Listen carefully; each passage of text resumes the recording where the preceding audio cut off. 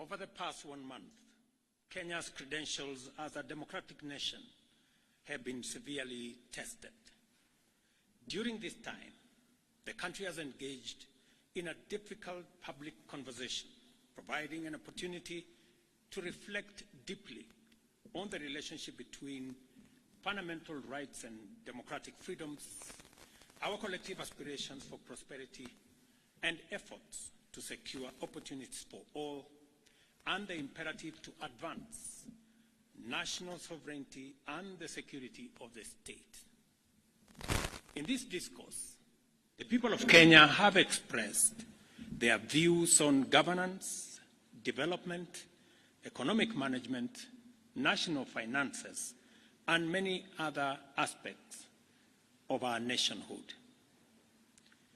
It is of utmost importance that the government takes measures to affirm our commitment to actualizing the people's aspirations, assure citizens that the state exists to serve them efficiently and with integrity, and to signal to all that our national values and principles of governance are the foundation of our national dispensation. The issues that have come to the fore requiring expeditious attention as matters of urgent priority include an accelerated program to significantly increase our food production and agricultural sector development, in addition to the interventions that we already have, so as to reduce the cost of living and enhance food security in our country, and together with it, to provide requisite raw materials for our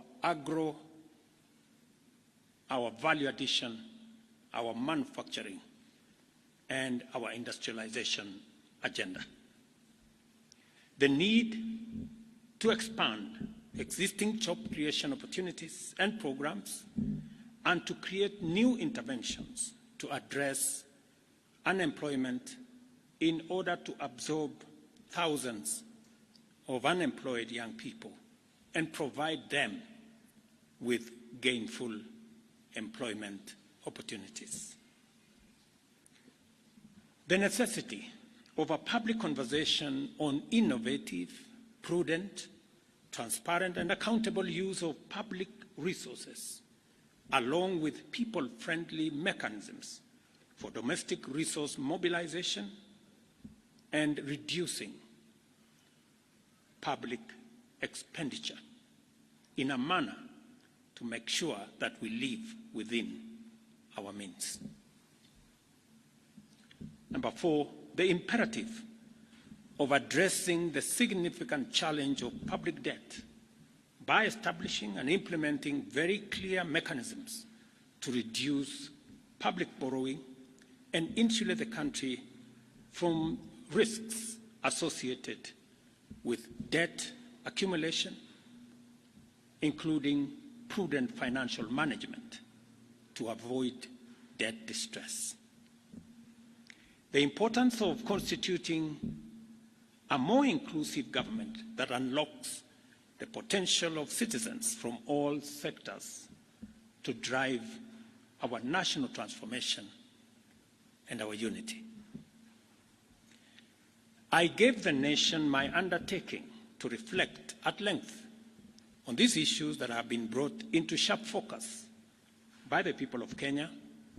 I also promised to consult widely on the way forward, and I also promised to craft a broad-based government that would harness the enormous potential in our country to turbocharge our economic transformation and to provide for inclusive growth.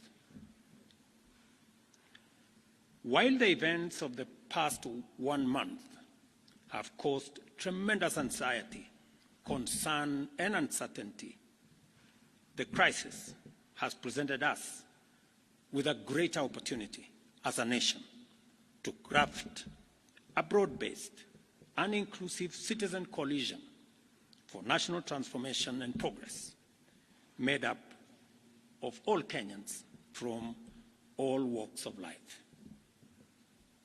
It cannot be denied that our nation has been in a crisis caused by multiple and complex factors.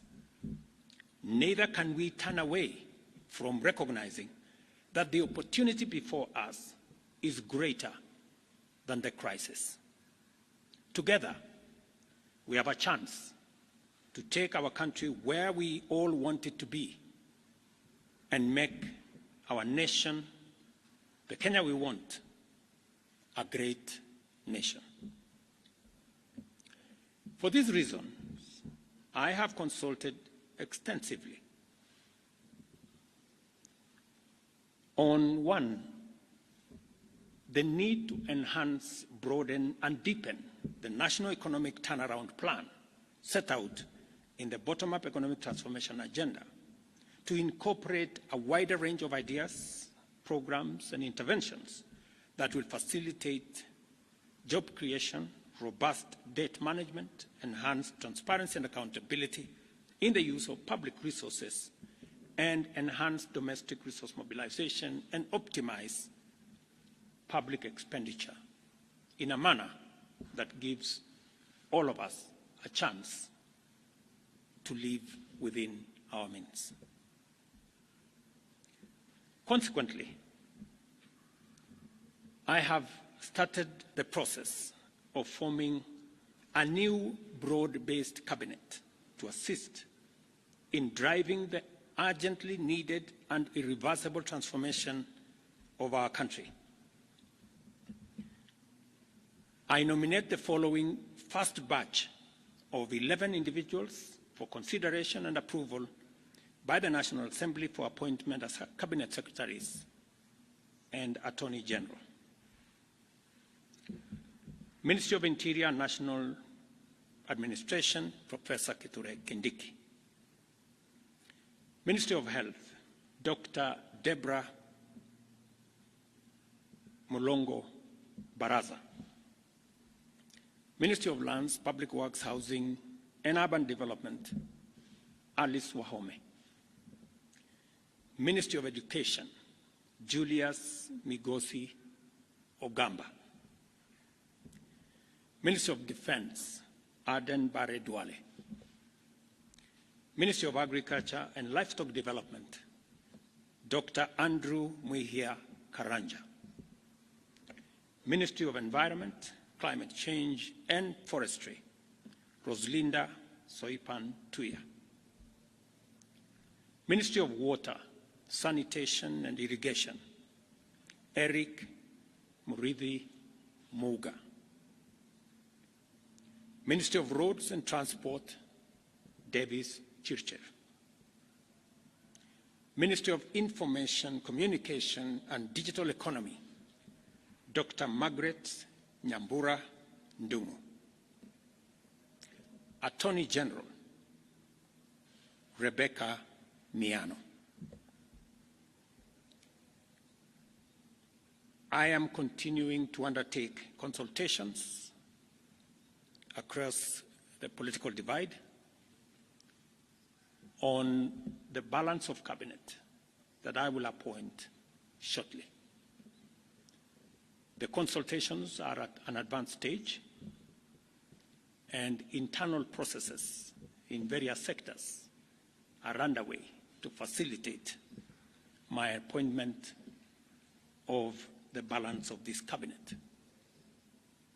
Additionally, I will be issuing next week a clear roadmap on the assignment that the new cabinet is going to have, with clear timelines and deliverables for us to harness the tremendous potential that exists in our nation and drive our country to greatness. Thank you very much, and God bless you.